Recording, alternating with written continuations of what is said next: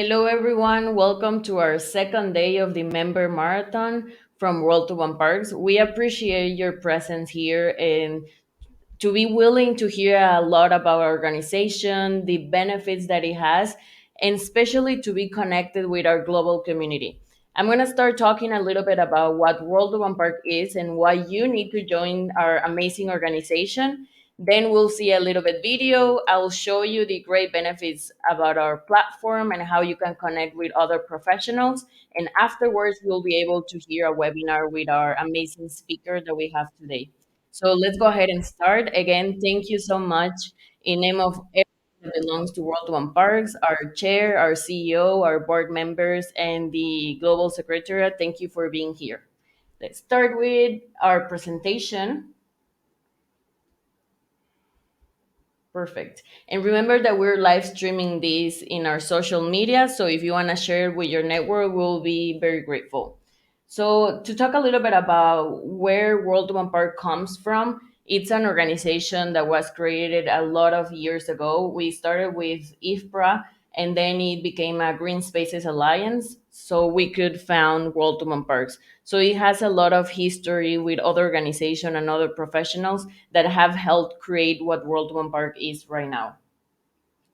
Our mission basically is to promote and support everything that has to do with urban parks, with public spaces, and to be able to connect the global strategy and practices that are happening out there. That way, we can learn from past experiences and we can create alliances with other professionals or organizations. Here you can see a little bit about our board. We have representation from a lot of countries, and that gives this special thing to World Parks. You can hear a lot of things that are being done in different parts of the world. And we have people from Canada, from Africa, from Australia, from the Netherlands, Europe, and other countries. And we are also have leadership from regions. We have different committees. We have Latin American Committee, the North America that covers Canada and the States. We have Europe, Africa, and Asia Pacific. You can belong to these committees, and that way you can connect with professionals from your specific region. These committees, region-based committees, they share different meetings and they are always connected through our platform and through email. So if you're looking for somewhere to connect with other people that are working in spaces that are in your same region, maybe you can get to know people from your same city or same areas of profession. We also have different portfolios that work inside World One Park, so we can be stronger with from different areas like the alliances, advocacy, Congress, and the governance. We always try to ensure that there is transparency and that we can promote different events like the congresses and across other organizations. And we also have different committees and programs where you can join. They, like I said, they have meetings and these are topic specific based committees. So we have children, play and nature, large parks, climate change, aging, well-being in parks, architecture, emerging urban leaders, and other committees that you can join so you can be connected. And the only thing that you need to do is be a member of World One Parks to be able to connect. Every committee has a chair or co-chairs, and through them you can keep updated with the tendencies and everything that is happening around these topic specific. And of course, across our platform, you can find different resources. We have a weekly podcast, which you cannot miss. We have already two seasons and they are free. You can find it on Spotify, on our website, on Amazon Podcasts, and all of these streaming podcast platforms. We also have a blog that we update daily with different articles, research, and studies that are being done across the world. We host a monthly webinar. We have our digital library with more than 500 documents that can serve you. So if you're looking for something specific or if you want to be always updated about what's happening around there, you can go to the digital library. We have PowerPoints, PDFs, articles, videos, and different forms of knowledge that you can use. And of course, we have a member directory and other ways that you can connect, which I'll show you in a minute in the platform. We have events that you cannot miss. We have the regional events. So we try to always partner with a specific organization from a region. And you can also be part of the regional events. We all, of course, have our annual conference, the World One Parks Congress. This past October was in Adelaide, Australia, and last year was in Mexico. So every year we move around the regions. And of course, in April, we have our Parks Week, which is an online event where we try to promote the benefits of urban parks and public spaces. And your organization can join through different activities. And here are our emails if you want to contact our CEO, Luis Roman, or if you want to contact me, if you want to belong to the organization, or if you want to share anything that you're doing from your area, you can please do so. And right now, I want you to show a little bit video about why you cannot miss being part of World One Parks. Let's go with the video.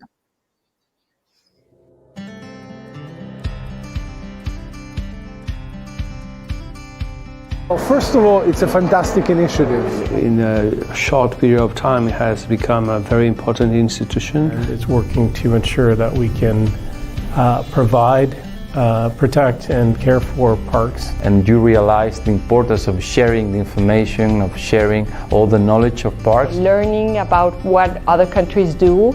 An organization that brings together people with the same kind of work, the same kind of ideas. Menos yo no conocía otras instancias de intercambio entre profesionales de todo el mundo. Has been about exploration and exchange and connections. And it creates a really fantastic network.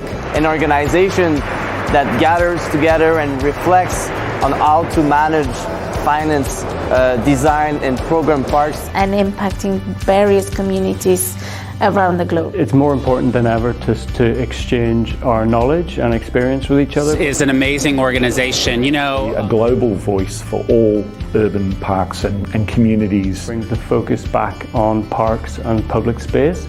And World Urban Parks brings these people together. We need more countries in Africa to join World Urban Parks. And we do that in every country, in every culture. Connecting park professionals around the world. To share knowledge from one country to the other. It's an incredible place for us to come together and really share ideas. And providing a platform for park professionals. An amazing platform to connect with people, to exchange resources, to exchange documents, to exchange expertise. Which is our website and a whole lot of member resources. Working through committees. By being that voice. We can share our work. Because they're trying to weave this community of park specialists. You know, you have a lot of great organizations that are doing a lot of great things when it comes to parks and recreation. I encourage you to talk to the organisations that you're part of. Support mechanism for the national organisations. Pues es una labor especial que necesitamos las distintas organizaciones de los países. Parks works at the intersection of public spaces, nature and placemaking.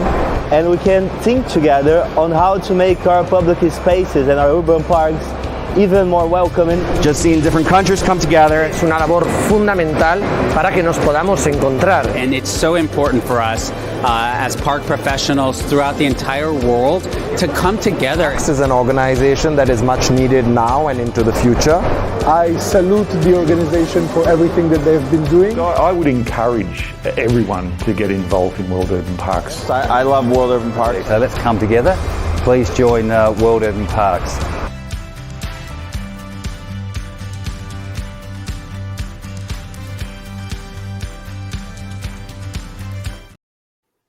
Well, you've heard from these park professionals why you need to become a member of World to One Parks so you can be connected with the global network and that way to ensure that you're always updated with the tendencies and new practices and to be able to share this experience. So now I'm going to show you the tangible part of it, the online platform.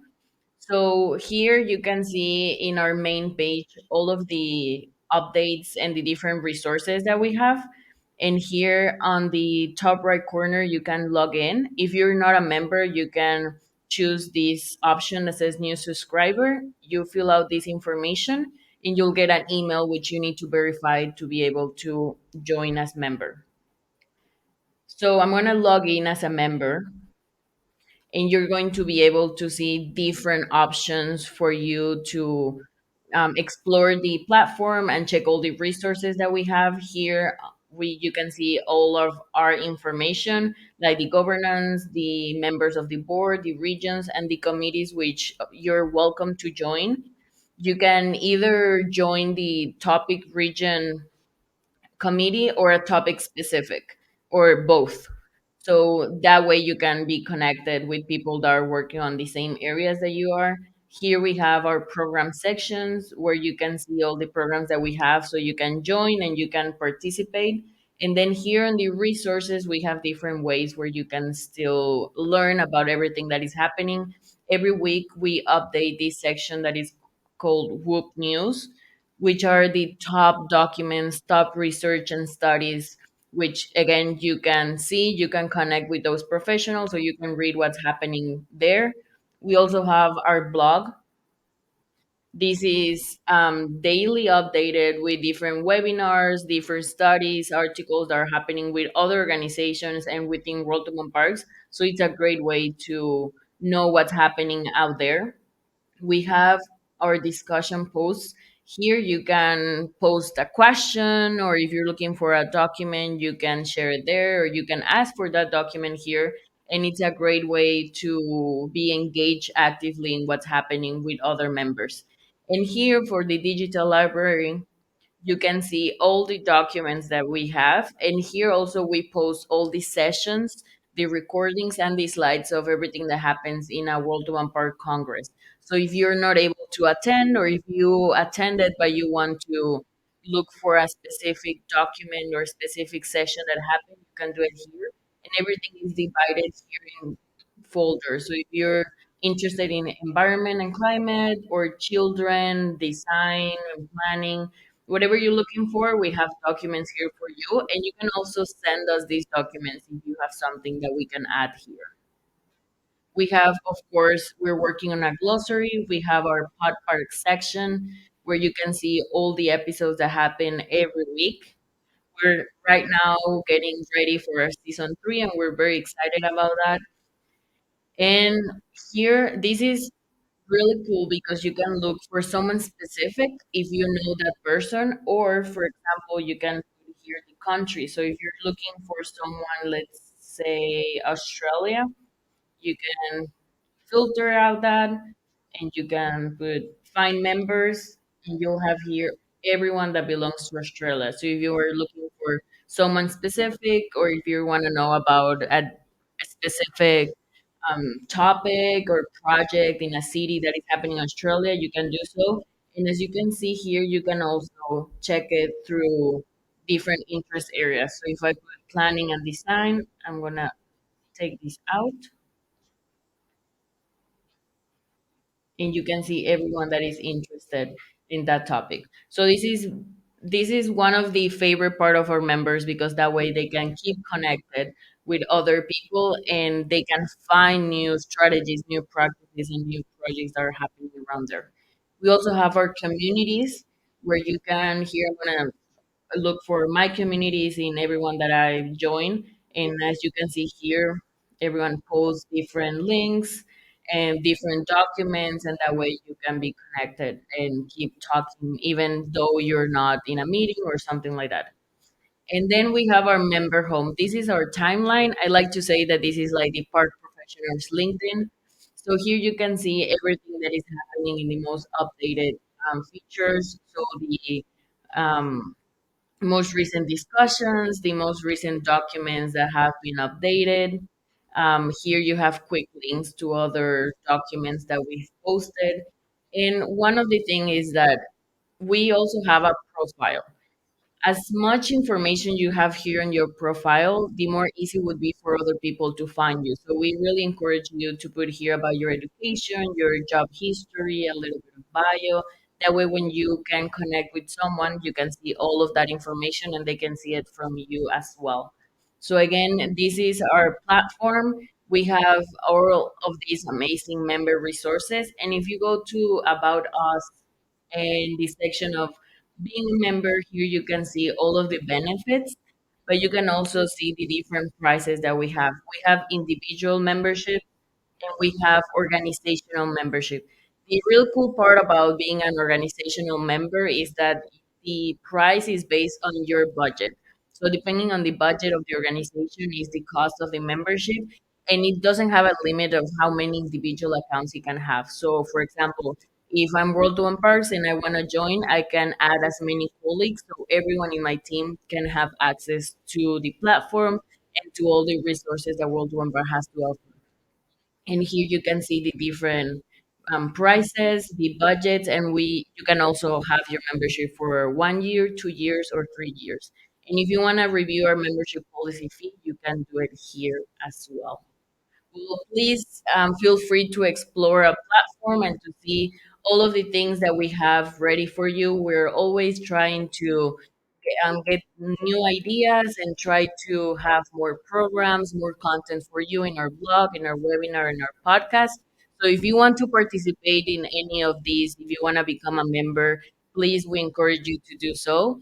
And I think I've talked for too long, so let's go back so we can start hearing our amazing webinar with our speaker. We are very honored to have Kurt here with us. So I'm gonna stop talking. I'm going to let him let us know about all of the experience that he has. Again, if you have questions, you can leave them in the chat so he can answer after all. Thank you, Kurt, for being here with us. Welcome. Hey, thanks, Victoria. Can you hear me okay? Yes, we can hear you. Excellent. Thanks for all of that information about joining and the resources of World Urban Parks. It's such an amazing organization, and you do amazing work, and we all appreciate your leadership on urban parks around the world. So everybody join up, please. I'm a huge fan of parks, and I'm excited to be here with so many other lovers of parks from around the world. So thanks for joining and thanks for inviting me. My name's Kurt Gervich. I'm a professor of environmental planning and policy at the State University of New York in Plattsburgh. I'm also the co-director of the Middlebury College School of the Environment, and I'm a visiting researcher at the Stockholm Resilience Center in Stockholm, Sweden. But I'm coming to you today from Österlund, Sweden. I'm at Mid Sweden University, where I'm working with students in a geography and tourism program for the next week. So thank you for joining, and I'm really happy to be here. Traditionally, urban and park planners have attempted to confine play in cities to a few designated spaces. For example, planners design playgrounds where equipment and fences define the boundary of appropriate play spaces for children. And we demarcate sports fields with hedges and sidewalks and more fences that symbolize that sport goes here. We establish green space bordered by cement sidewalks and with fences to keep nature in. I want you to sit with that for just a second, and I'm going to begin my presentation.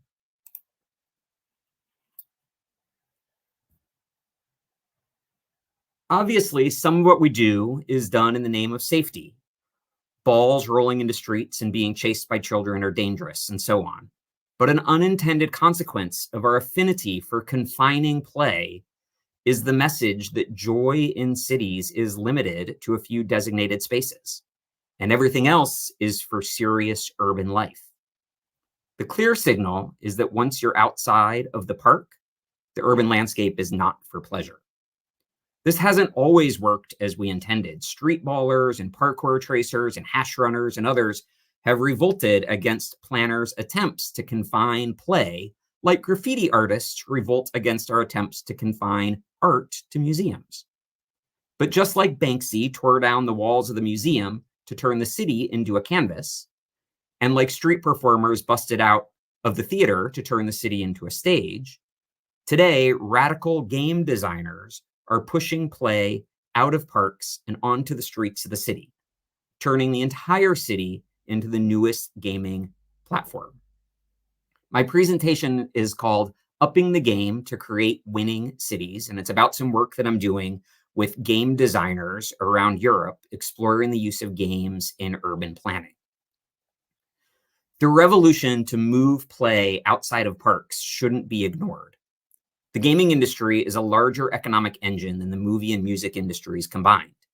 Each year, at least 3 billion people engage in gaming, nearly 40% of the population of the planet. Imagine for just a second if you hosted a series of participatory planning sessions for your city's new parks and recreation plan, and 40% of your city provided input. There are also people playing city games right now, and they're playing in ways that you probably haven't seen before, and in ways that we didn't plan for and can't plan for.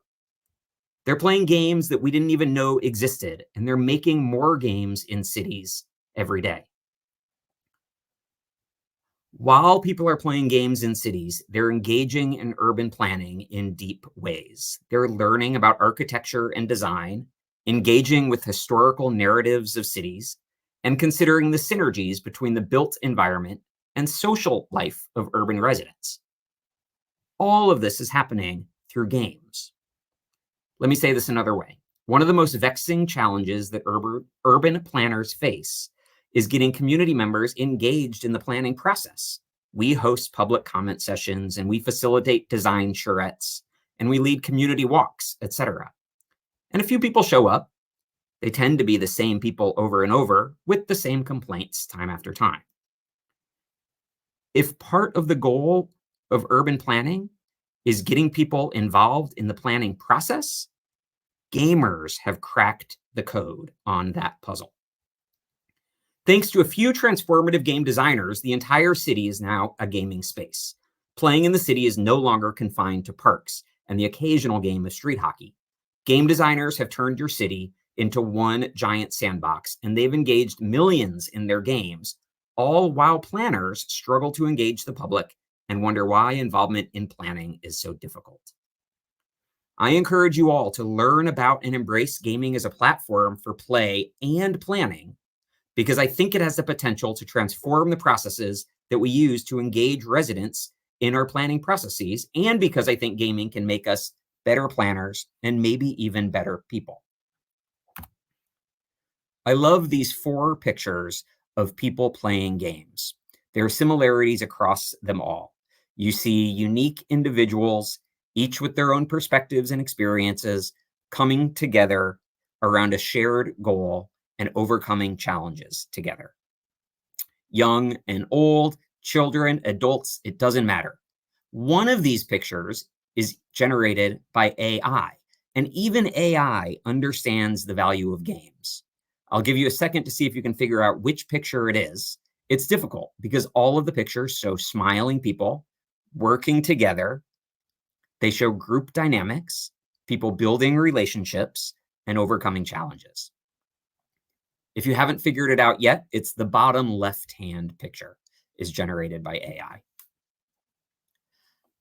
I think that those 3 characteristics of games, the fact that they bring unique individuals with different perspectives together around shared goals to overcome challenges together, are the 3 ingredients of community. And I love games, and I design games specifically to build community in the cities where I work.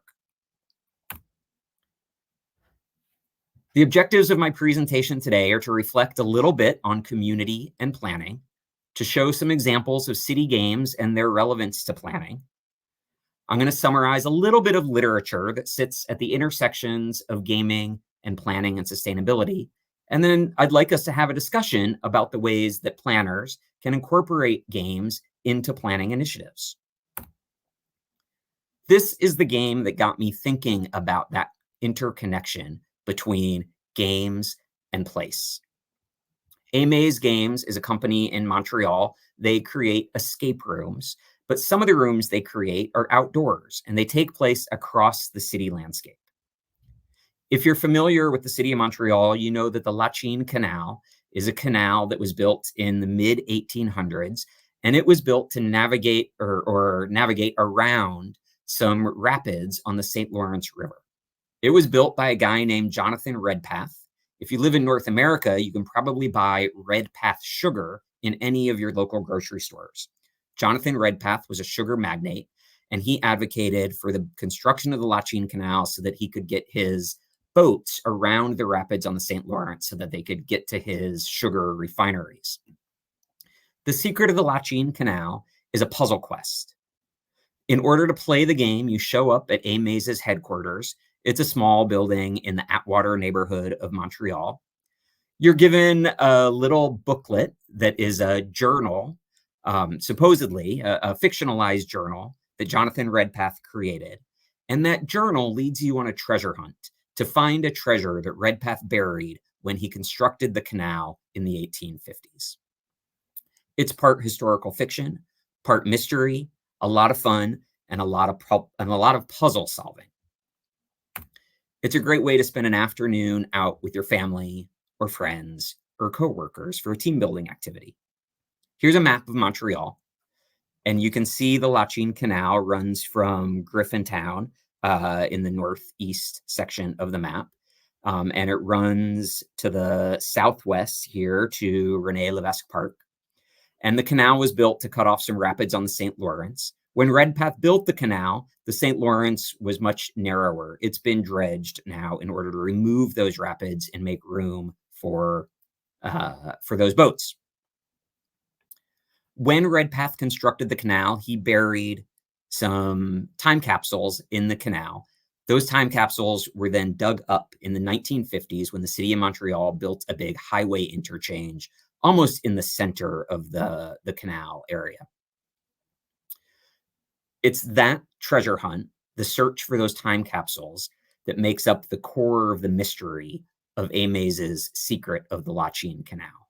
As you play the game and you walk the length of the canal, you solve puzzles that are embedded in local architecture and embedded in the streetscape, and you see the city in a way that you wouldn't if you were just out taking a walk. I played the game with a friend of mine who was born and raised in Montreal, and as we played the game, he commented to me that he's walked that canal hundreds of times, and he'd never seen the city in the way that he saw it while we played this game. That ignited me on a little quest to figure out what is it that puzzle quests like The Secret of Lachine Canal do for us, and can planners leverage the Puzzle Quest platform to make better plans and more livable cities?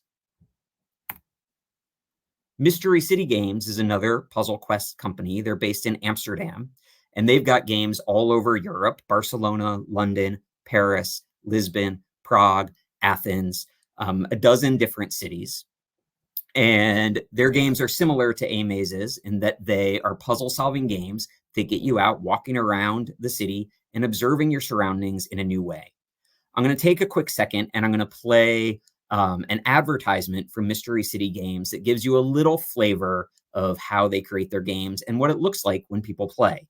The video that you're going to see is from the Barcelona game, which I haven't had the chance to play yet. Here we go.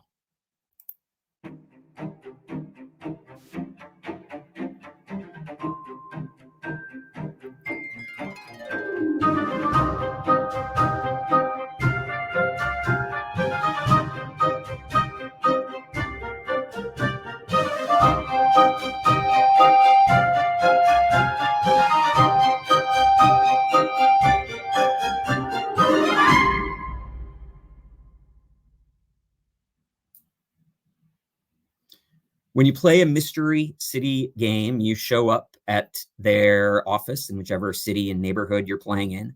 You're given a backpack. The backpack is filled with handmade gadgets that help you solve the puzzles. Things like magnifying glasses and measuring tools and little devices to help you sketch what you see in your surroundings. Those tools are kind of boundary objects that let you see the city in a new way. You see architecture, you see the streetscape in front of you, and you notice details and the intersection between the way people interact with the city and the built environment in a way that's really difficult to see without the puzzle driving you to observe so deeply. A couple of weeks ago, I had the chance to play Mystery Cities game in London. It's called Outbreak London, and the game is focused on the cholera outbreak of 1854. takes place in the Soho neighborhood. If you are an urban planner, then you're probably familiar with Stephen Johnson's book, The Ghost Map, which documents the tragedy of that cholera outbreak in the 1850s. In a 2-week period in the Soho neighborhood of London, 700 people died. Many more hundreds died in the entire cholera outbreak. And it was 2 people, Jonathan Snow and a local priest, who cracked the code on cholera. Prior to their work, the prevailing belief about cholera was that it existed in the miasma. Miasma is kind of a term of the age of the 1800s that described the kind of foggy, moist stench that hung and floated around London. And it was the stench of raw sewage and fisheries and butcher shops. And there was no sewage system and no water quality control, and that foggy stench kind of just hung in the city. The belief about cholera was that it was contracted by breathing in that miasma. It took Jonathan Snow creating the ghost map, the map of the Soho neighborhood that you see in front of you, to understand really that cholera was bacteria and that it was in raw sewage and it entered your system through drinking water. Each dot that you see on the map represents a death in the Soho neighborhood in a 1-month period. As Jonathan Snow, who was a doctor, visited the homes of people sick with cholera, he created the map. He used the map to show the Royal Academy of Sciences and the city planners that the frequency of death increased as you got closer to the Broad Street pump. The Broad Street pump was said to have the best water in all of London. So even folks outside of the neighborhood would visit the Broad Street pump. There were other nearby pumps where people didn't think the water was as good, and there were no deaths or very few deaths from those pumps. There was a local brewery down the street from the Broad Street pump that had its own water source, and nobody that worked at the brewery died, and including their families, because the folks from the brewery all brought their water home from the brewery's single source of water. Jonathan Snow finally convinced the city to take the handle off the Broad Street pump and was able to show the link between cholera and drinking water. Mystery Cities game, Outbreak London, puts you in Jon Snow's shoes, and you walk in his footsteps trying to solve this mystery using the gadgets that Mystery City Games creates and observing the city as you go to solve that puzzle.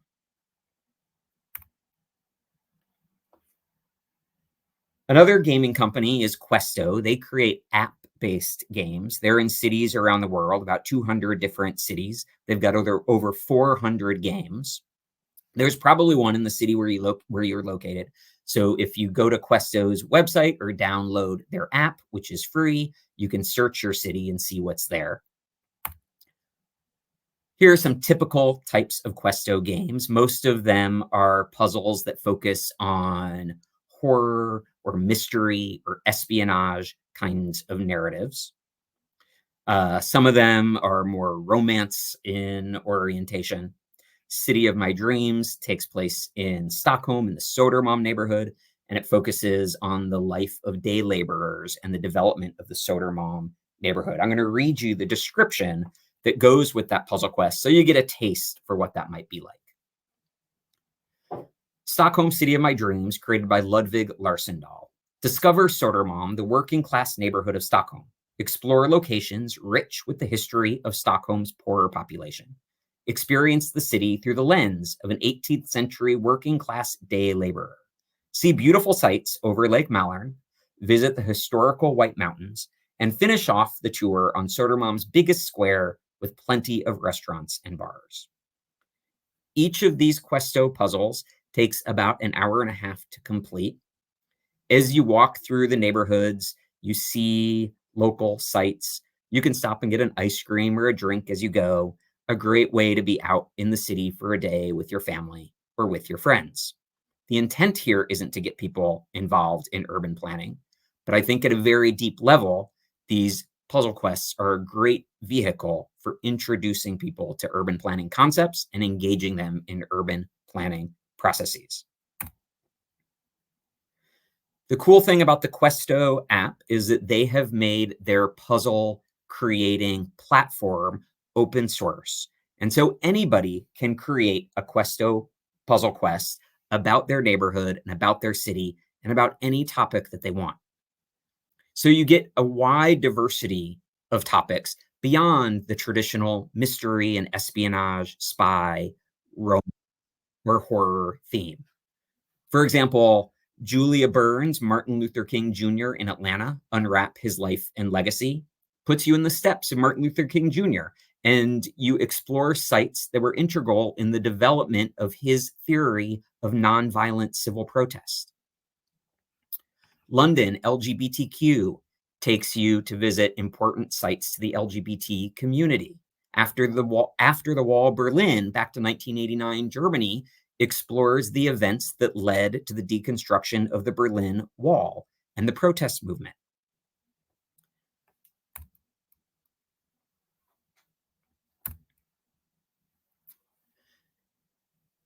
As I play puzzle quests around the world, I create maps of each one and I explore the puzzles and what you see along the way. And I'm just showing you these maps so that you kind of get a feel for what happens as you play a puzzle quest, to see the way that they take play out of parks and spread it across and distribute it throughout the city.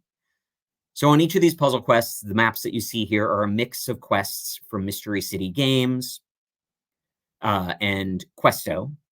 Each of them have somewhere between 6 and 10 puzzles.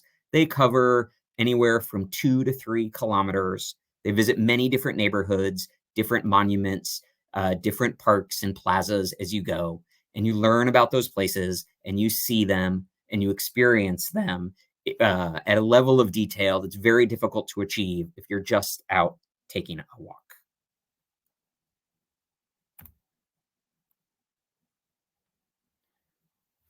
So I'm going to play a quick video here of what it actually looks like and what happens when teams play puzzle quests like this together. The video I'm going to show you is actually my family.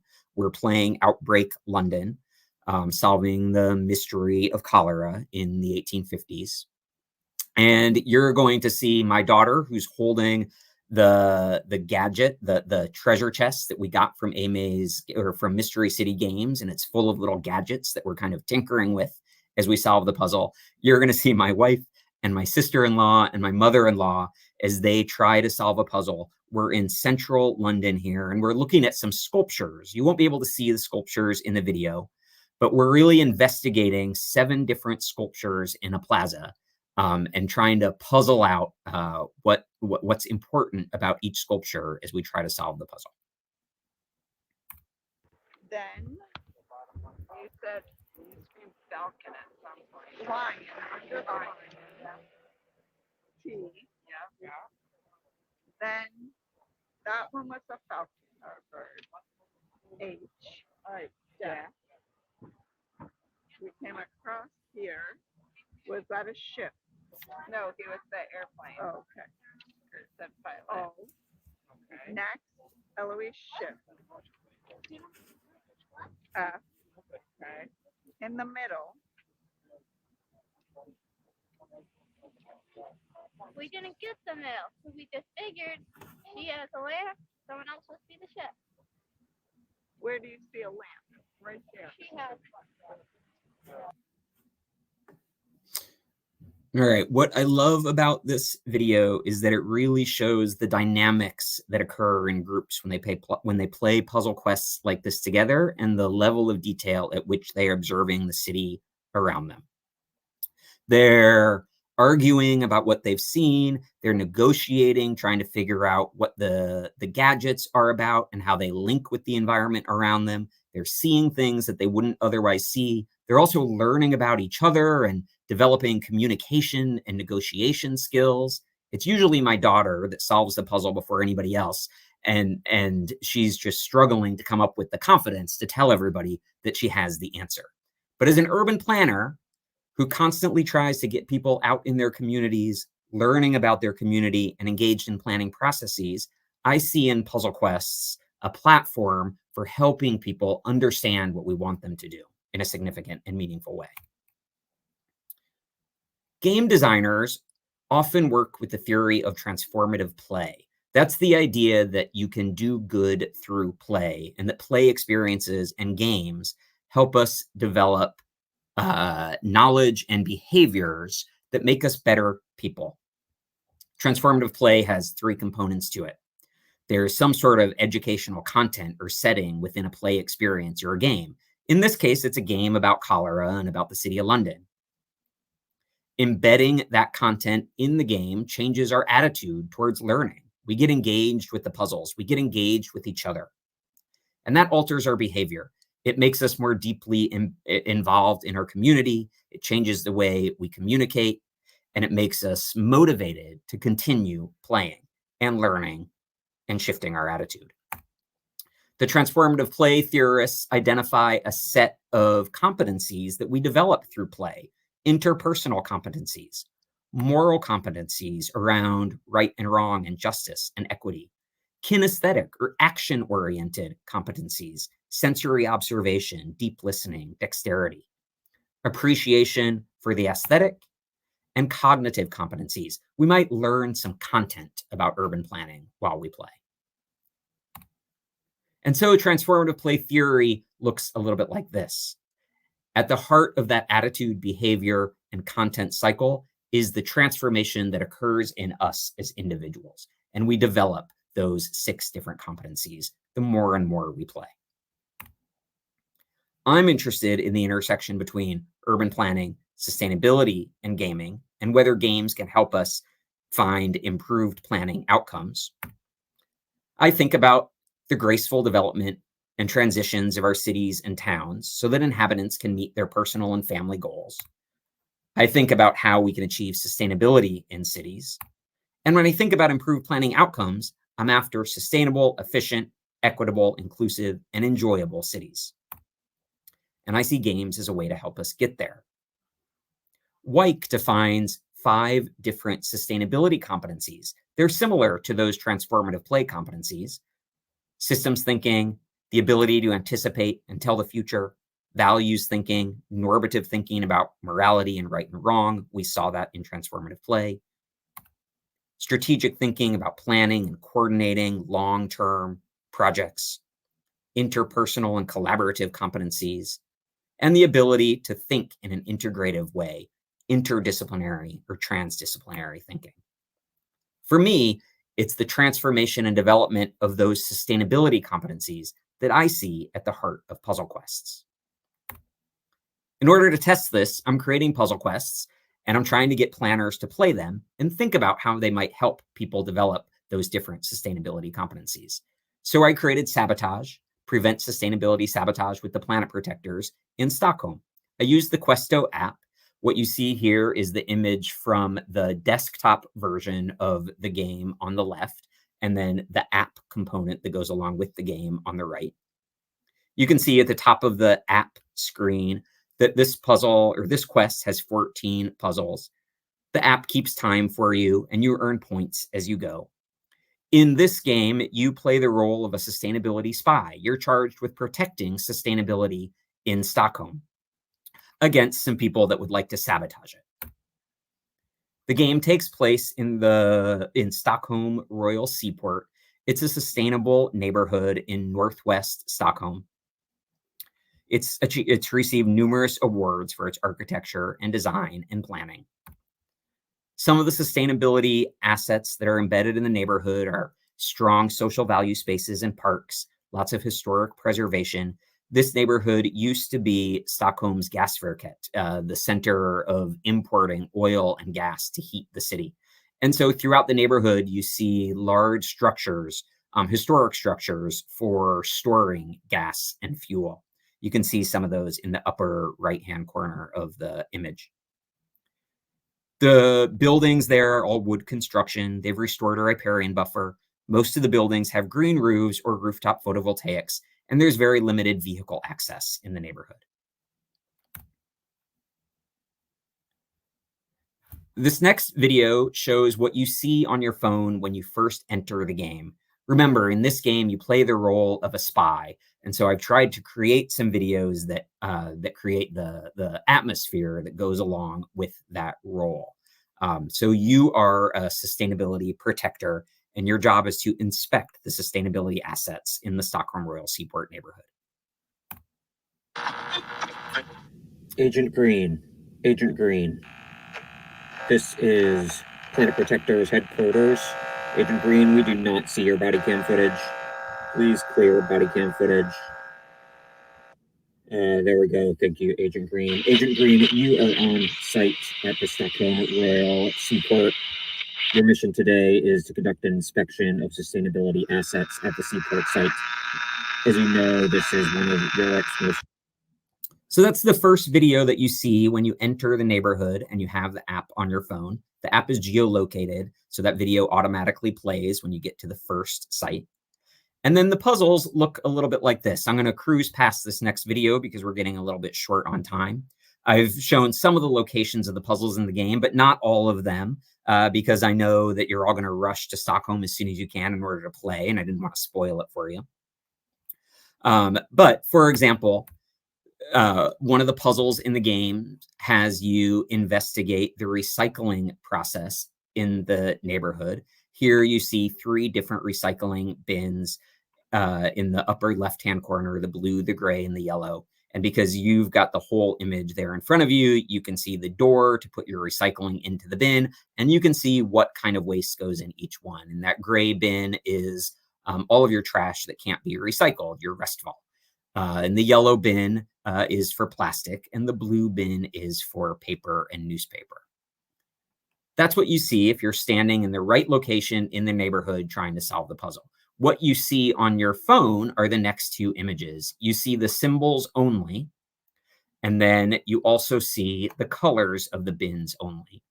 Your job is, in order to solve the puzzle, is to look at the bins in front of you and match the colored door with the symbols that belongs to them. And you do that by checking boxes. Once you do that, some information on your phone pops up about the recycling system in the Stockholm Royal Seaport, the importance of it, and some facts about recycling in the neighborhood. The puzzle embraces systems thinking, values thinking. It's got cognitive content embedded in it. So it really hits the 3 of those sustainability competencies. Here I'm showing you what the Questo designer app looks like. So in the center of the screen, you see that large image with the Google map on it. If you're creating your own Questo, this is what that portal looks like. You locate your games using the map. You type in the puzzles and the narrative that goes along with them. This puzzle that you see, so you see the app on the left-hand side, and you see an image of a sculpture in the side of a building on the right. This puzzle launches your inspection of sustainability sites into a new direction when you learn that some saboteurs are trying to sabotage the neighborhood. The name of the organization that's sabotaging the neighborhood is 6 Eyes. You get the 6 eyes from the sculpture in the side of the library here, and you would type that into the app in order to solve the puzzle and learn what's happening in the neighborhood. And then the game turns into a spy narrative at that point. The puzzle engages values and normative thinking about right and wrong, strategic thinking about how to plan a long-term project, how to respond to the sabotage, and the transformative play competencies of aesthetic appreciation in the 6 Eyes puzzle and moral considerations about justice and equity.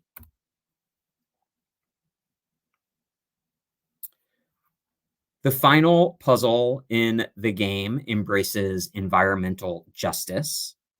At the end of the game, you're presented with a code. The story here is that the Secretary General of the United Nations is thanking you for cracking the puzzle and preventing the neighborhood from being sabotaged. And they've written you a message that appears on your phone. Agent Green, I'm grateful for your work today. It's a reminder of the vision Stockholm Royal Seaport hopes to achieve. The environment is where we blank, blank, and blank. You then have an image of the symbols that make up the code. And when you're solving this puzzle and you're standing in the right location, you're looking into a playground where the alphabet is painted on the pavement. And you can match the symbols up with the letters in the alphabet to complete the quote. The quote is by environmental justice activist Dana Alston, who said, "The environment is where we live, work, and play." The puzzle engages systems thinking and values thinking, and it's content focused and teaches some lessons about environmental justice. My ask of you today is that you please consider how you might incorporate games into your next planning process or engagement activities. Parks do important things for us. We know they're about more than play. They're about exploration and learning about self and others, emotional, moral, and aesthetic development. And they provide social values that translate into strong and resilient communities. Urban puzzle quests and escape games leverage the transformative power of parks and games and spread that power over the entirety of the city landscape. They put people in touch with the heartbeat of the city and build residents' capacities for participating in planning processes. City games teach systems thinking, futures thinking, moral thought, and strategic thinking. These are all skills we need in the planning sector and that will help citizens engage more thoughtfully in urban planning. So take a look at the games being played in your cities, check out Questo, see what stories the games tell and what they teach. Reach out to the game designers, for they're truly wizards of community engagement, and reach out to the gamers, as they're already hyper engaged in your cities and they know them in ways that you may not. Thanks for listening. I'd love to hear your thoughts and questions. And thanks to World Urban Parks for hosting this series. Thanks for inviting me to be on.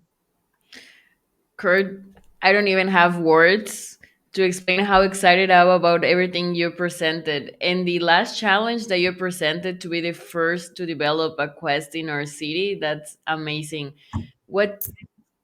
It's just, I'm speechless.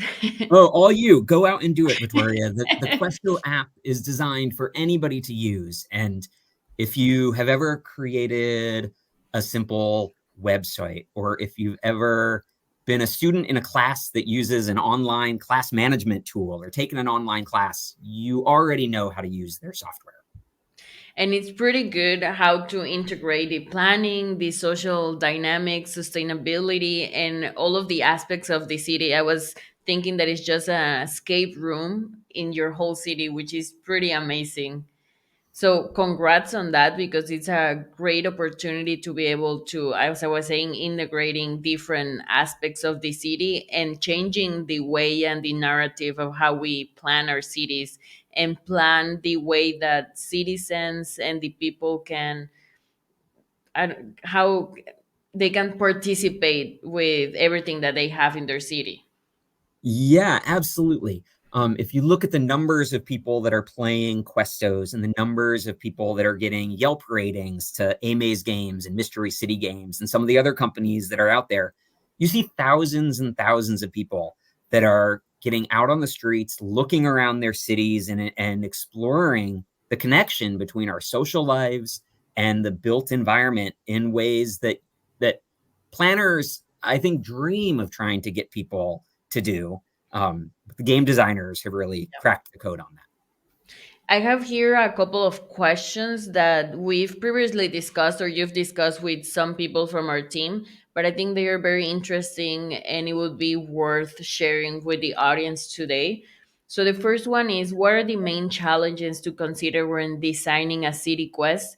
And how can we create alliances with different sectors and other organizations within the same city? Oh, those are great questions. Okay, so challenges to creating puzzle quests like this. A lot. Yeah, well, no, not really. I mean, if you go and play a couple of them, you very quickly, the creative juices start to flow, right? So wherever you are right now, download the Questo app, search for games in your city and go play them. Many of them are free. And if they're not free, then it's maybe, $5 US, $7 to play. And you're going to have a great time while you do it. But as soon as you play a couple, the ideas will start flowing. There are also lots of really good books out there about puzzle design. The books are written for escape room designers, but you can really easily adapt those puzzles to the urban space around you. Your second question was about how to engage partners in this. Mm-hmm. So what I would encourage planners to do is to look at the escape rooms that are in the escape room companies that are in their city and reach out to them and say, look, we're launching a new planning process around, our waterfront or our park or our downtown core or whatever it might be. And we want to create a puzzle quest in order to get people involved in that process. Can you help us? That's a pretty good way of trying to keep creating these connections. So at the end, the city quest is created from multiple point of views, which is very also interesting for the experience of the person that is playing, but also for the planners of the same game. Yes. And when you start to look at the puzzle quests that are out there, many of them, some of them are about are very much about topics that really relate to planning, like Outbreak London, about water quality and public health and urban development. Others might be off topic for urban planners in that they might be espionage or mysteries or whatever, right? But they all are getting people out on the street observing the city. And so I don't think your puzzles need to be about planning related topics. And it may actually be better if they are not. People might want to play them more. They might be more enjoyable and fun and so on. So I think, go ahead. Sorry. No, go ahead. No, I was saying that it's part of the thing that the audience or the person that is playing can add to the game, their own experiences and the own way of interpreting what's happening on the game and the perspective that they can give it to it. Yeah, absolutely. And if you look at some of the puzzle quests on the Questo app, they are often, because anybody can develop those. So you've got designers that are not professional game designers. They're you and me, right? Who live in a neighborhood that they love and want to tell a story about it. And so you see neighborhoods that you wouldn't necessarily see otherwise. You hear stories about those neighborhoods that you wouldn't get otherwise. The Martin Luther King Jr. puzzle quest in Atlanta is a really great example. Martin Luther King Jr.'s home is not on the tourist route in Atlanta. Wow. It's in the urban center, but it's not in a place that tourists tend to go. But you walk in his footsteps and you really learn about nonviolent civil protests and what Martin Luther King stood for. And you see this neighborhood that you wouldn't otherwise see. Yeah, you can discover new parts of the city, or as you were saying, there's also an element there that it's not being maybe integrated in what's happening in the city or the main attractors of the city, but it's worth engaging with it. I have here a question from Alisa, or a comment and question that says the Pokemon Challenge was a really interesting example of a barrel game in parks and the city, but it was a big problem in some parks and a great opportunity for others. How can we learn from these experiences? Yeah. So, I think one thing to learn from Pokemon Challenge, from Pokemon Go, is that people love games. Mm-hmm. Games don't have to be complicated. Probably the simpler, the better, like Pokemon Go. And that games really quickly get us to change our behavior. So that game took walking through the city, which for many was kind of a task of drudgery. And by gamifying just a little walk through your neighborhood, it got people out. Maybe it was competitive, maybe it was collaborative, maybe it had some problems, but it got people out walking around and noticing things, which is, I think, the first step to engaging people in more complex planning related topics, transportation and housing and litter and waste management and stormwater runoff and so on. So can we take the platform of Pokemon Go and can we transfer that to the things that we really want people to see in their communities and give us feedback about and input on? And it's also a way of creating dialogue in within the people that use this space. Parks and public spaces are spaces for everyone. So we have families, we have the kids, we have maybe elderly. So it's a way of being able to participate together and use this space as a same without creating conflict rather than dialogue. Yeah, and when Pokemon Go went viral, there were millions of people who were just talking about their walks in the city. And that was an amazing transformation for me, at least, right? I don't often talk about my walk through the city with anybody. I walk to where I work and that's it. And I just get there. But that game got people talking about the city in an excited and enthusiastic way. Yeah, like you said, it's almost motivating people to go out and explore in a fun way rather than you have to go out and exercise, as you Yes. were saying. Yeah. Yeah. I'm gonna ask you to share again your last slide with your contact information. Here we have people in the audience that is asking for it. So Yes. please feel free to email Kurt. He will be more than happy, I'm sure, of creating a dialogue with you and be able to talk a little bit more about all of this process. And we're putting here on the screen right now. So that's his email. And if you go ahead and complete the challenge that he has set for us, be sure to share it with Kurt and with the World to One Parks Network so we can see what amazing game you've created for your city. Kurt, thank Yeah, I you would so love. much. Yeah, absolutely. I would love to hear from you all. If you search up Questo or search up Mystery City Games or Amaze Games, there are a bunch of other companies that I didn't mention in other cities that I didn't mention. Look them up and see what's in your city. Let me know what they're like when you play them, and really explore that Questo app as a possibility for creating puzzles around your next planning initiative. Kurt, thank you again for being able to be here with us today. I know we've moved a little bit of your agenda in the last couple of months, but again, thank you for sharing all of these amazing initiatives that you're doing with Questo and with this City Quest. So, thank you. And for the whole audience, be sure to check the member platform and the member resources that we have for you. And remember that today is the last day of our World of Parks member marathon. Our next webinar would be at 1 p.m. Mexico City time. So be sure to join and to also share this amazing space with your network. Thank you so much, and we'll see you later today. Thanks, Victoria.